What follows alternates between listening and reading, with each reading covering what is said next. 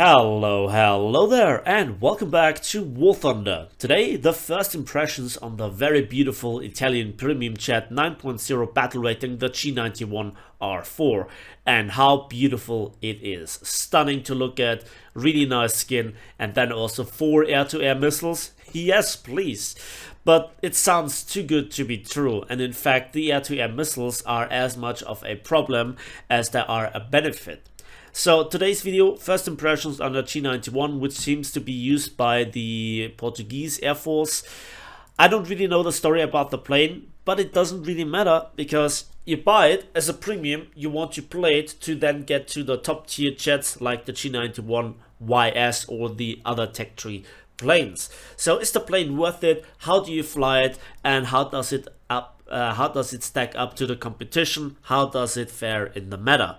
So yeah, I think let's go. So in this video I have prepared 2 scenes for you, which will show you the meta kind of in which this plane is. And the first scene is nothing really special, but it was one of my first kills. The second kill that I want to show you is very funny, and somebody screwed up. And then the last battle that I show you in its entirety is just outstanding in terms of how much luck I had, and I think I will pay for that luck and that RNG that I had with the rest of the gaming week, I guess. Before we can talk about the plane's performance at all, we have to just talk about the meta, because it is the main factor that you have to deal with every single battle. And that is, you get up-tiered in mixed battles, especially versus Mitsubishi T-2s, and even at your own battle rating you would have a damn hard time. More on this in a moment. So you get up-tiered all the time in mixed battles because of the new mirrored matchmaking, and I think another factor is that there are a lot of very old school players out there, very experienced pilots, that make life difficult as well because they want to try out and master the new stuff. You know, all the new German jets, all the T2 in particular for all the stat padders, and then you only can rely on scenes like this where it was pure luck that I got the better end at this head-on, or in this head-on. And there you can see the result: 8,200 vehicle research points and 25,000 silver lines for a single kill. That was the only action in that battle before it ended quickly because our T2s were actually pretty effective. And now a very funny battle. At least the result will be funny, both the post-battle results, because spoiler alert, I get exactly 1 kill. And this is now where I try to do 1 sweep, more on the performance problems later. And you can see how massively I am out-energized. And this is not me wasting a lot of energy in turns or in maneuvers. And I just want to get any sort of a breathing space. So here I use one of my 4 missiles to scare this Mitsubishi T2. Not to really, get the kill on him, but to scare him away, to make evasive maneuvers so that I have more breathing space. And this is why I actually feel forced to sacrifice here a second missile, and then a rocket gets launched at me, or a missile. So yeah, I get the warning, and the second one gets launched at me, and it just misses by a very narrow margin. And there, from the top, another Mitsubishi T2 comes in, and he is so hungry for the, frankly, easy kill on me that he bleeds a lot of speed. And this is the one cardinal mistake in the T2 that you just simply don't make. And he tries to pull away from me while climbing, while trying to get any sort of significant energy. That gives me all the time in the world to turn and launch the missile, and there was nothing that he could do, and I thought that was hilarious. And there you can see the result: 33,000 silver lines and 14,000 RP, so nearly double the result in terms of RP without a booster, because this is the difference that you get for killing a higher battle rating plane. So now let's watch this battle from the very start to the very finish on the map, preparation for the landing on Hokkaido. And it's again an up tier, it's again a mixed battle, it's again versus Mitsubishi T-2s. That's just simply the meta. I didn't make it like this, and if you have different experiences in equally battle rating planes? Let me know in the comment section down below. So now finally let's talk about the plane's performance at all. And two different cases have to be observed and discussed. The first one that you can see me using here is when you use the 4 air-to-air missiles. However, they just really wreck the performance of the plane. From the very nimble, fast, quick, agile, good performing G.91s that we became used to in the tech tree, which many people really love, not a lot of is left in this 9.0 meta. And it's just not really doing all that well. And the air-to-air missiles would be, I would love to have half of them removed, because you feel a significant improvement in performance when you fired already 2 of them. So you still have the launching pods, if you will, and still 2 air-to-air missiles, but you already feel a significant improvement. If you have fired 4 of them, there is an even greater significant improvement. And if you, this is now the second case where you don't bring any sort of air-to-air missiles to the fight in the first place. So you are quicker off the runway, you accelerate better, you climb better. And you then think, wow, now I'm competitive, right? The thing is this, no, you aren't. A T2 outperforms you so massively that you would need to have twice the engine power to be any sort of competitive. And there you can see how quick this happens. The T2 is an absolute monster. Playing it by myself, I know what's going on. Quick burst with 50 cals, roll out of the way, and he absolutely gifted me this first strike. And I was so baffled, I was just so shocked that somebody in the T2 throws away all the advantages, everything that he has going in its favor, performance, climb rates, the 20mm Gatling, and wastes his expensive plane in a head-on. I myself had barely any other choice here. So I had to burst him with 50 cals and then roll out of the way. That's just, you know, the saying hello at top tier chats. A quick head-on. You don't expect it to actually be successful. And also the CL-13 here, same thing. I was here lucky that I wasn't hit at all, but I can see how sluggish this plane turns. And in both cases, with or without the missile, even without using the boosters, you know, that upgrade modification, which allows you to roll better, you really have to be careful at higher speeds, and I'm talking about 700-800 kilometers already, that your wings rip in a turn. They rip, and that is not really that nice.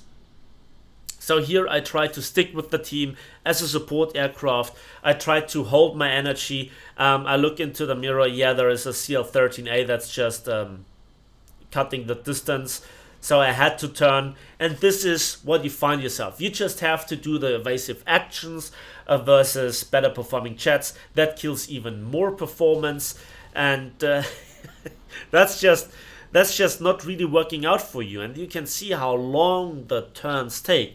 And if then an air-to-air missile gets fired at you, there is not much that you can do. There is not much cheese that you can pull. There is not much evasive action that you can do. And another player is here absolutely wasting here his plane in the MiG-19S. And that was, again, a very easy kill. I probably could have done this as good with a prop. So second kill already, and that's my most successful battle already so far. So yeah. Slow turning, clumsy, slow acceleration, slow climb rate, completely outperformed, not really in the state to do anything competitive in a 1 versus 1. You always have to watch your turning. As good as the plane looks, it performs so much worse than you would expect. Then the F-86F comes in, probably for a head-on with one of my teammates. Yeah, I don't have the lead. I activate here the air-to-air missile, and I just fired. And he did no evasive action. Another gifted kill. How often does this happen at high tier? Not very often. Maybe he was tunnel visioning, maybe he didn't get the warning, I don't know. But this is just the best that I could do. He was distracted, he didn't react, and the air-to-air missile just simply did its job, and I was lucky that he was not flying into the sun or something like this. So my team did already a great job in ramming the enemy, shooting the enemy down, and luring the enemy into the AA. And there is an enemy G.91 YS, the one with the 30mm, the one that I want to play in the next few days as well. And yeah, there you can see how big the difference is. So he doesn't really seem to have to take care of the turning, and he can pull full maneuvers. But he was distracted, now he is low on energy, and the plane is just not handling as I want it to. And so this is why I fail here massively with the 50 cals. Now I realize that he has a full ground pounding equipment with him. I don't really think that this is working out too well for him. Then he crashes into the sea and I get the kill. Okay, so that was now my 4th kill in that battle, and I was just absolutely stunned. So let's just summarize. The plane is in a very bad habitat, in a very bad meta. Then it is a very rough decision if you take air-to-air missiles or not, because they just rob you of so much performance. Sometimes they work, sometimes they don't, and yeah, it's up to you if you want to use them or not. The turning is dangerous as you are in great danger of ripping your wings very fast, and that without the booster modification upgrade. So is this plane worth it? It's a tough call. It's a tough call, man. As much as I love the look of it, as much as I enjoyed this battle here with having all the RNG, I cannot recommend this as a premium. The rewards, the reliability, it's just really not there.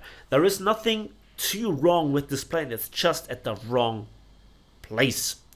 And yeah, having said this, let's have a look at the results. So here we have them for 4 kills, 2nd place in the team with 98,000 civil lines and 20,000 vehicle research points. That is a decent result, especially since we didn't use any sort of RP or civil line booster. So purely a premium account and the premium plane. Could have been better, could have been worse. It's okay, I cannot really complain it. The plane has the maximum civil line and RP modifiers, so that's good. And to be honest, this battle and this battle result are completely misleading because it was pure RNG, it was pure luck. The enemy threw away their best performing planes. Teamwork worked out this time. The enemy didn't really focus me, and I didn't show you the negative parts where I just was singled out, where my team died so quickly on me before I could even reach 3 kilometers altitude, and I was hunted down by repeated boom and zoom attacks from T-2s and MiG-19Ss. There is just nothing that you can do offensively, effectively, reliable in this plane. And so it really hurts to say this, but I cannot recommend this plane. As good as it looks, as good as you might think it is. But for me personally, it's just too much relying on luck, RNG and lucky head-on situations, and is not really a fun grinder. It seems to be in the bad spot of to be the new 8.0, and that's just not really fun. I was very lucky that I had this battle, and I was really happy about it. But for me, as a first impressions, remember it's a first impressions, not a review, the plane just doesn't have the sustainability, the performance, even without the air-to-air missiles, even with removing the boosters, etc. So that's it for me today. Thanks for watching. Thanks for listening. I hope you enjoyed this video. Please give it a like if you did, subscribe if you want to see more. Let me know in the comment section your opinions, how you would judge this plane, and what your experiences are fighting with and against it. And yeah, as usual, we will see each other in the skies of War Thunder.